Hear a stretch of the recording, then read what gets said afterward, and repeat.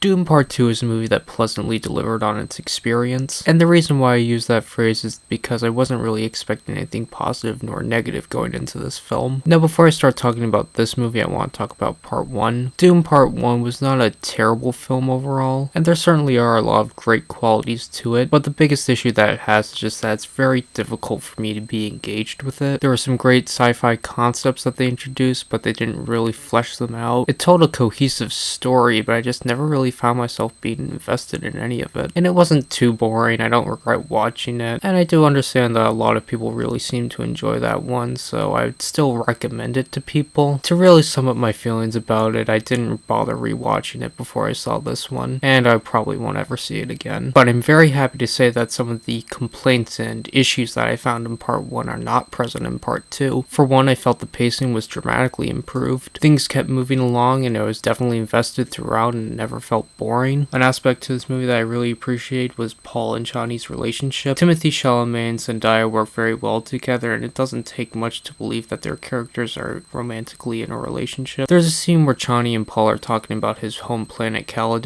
and he's talking about the rain and the ocean, and she's in disbelief of how much water there is on his planet. It's a nice little detail to add into the film to show the contrast between these two characters, and their performances during that scene are very well done. Now the production value is absolutely fantastic. That's one aspect of the first film that felt carried over to this film. Anything that's CGI is very believable, and you can really feel the great layout and scope of this world. And that's another really great thing that this movie excels at, the building of the worlds. We get to see several customs of the Fremen on Dune, and not only does it build the culture of Dune, but it also builds the culture of the Harkonnens. Whenever it's on their home planet, it's presented in black and white, and there's a stadium scene that I really love. It really shows just how dark and perpetually evil their characters are, and despite being perpetually evil, it's never difficult to take them seriously. And that statement really sums up Austin Butler's performance very well. He does a great job portraying his character, and he knows just how far to push it. I really love the stadium scene in this movie and the lead up to it. It does a great job establishing his character and how much of a threat he is. And in terms of world building, there are several scenes where it shows characters doing a certain action, and it just allows you to absorb that this is how the universe works and functions. Another aspect that really makes this film so engaging is the planning and plotting between characters.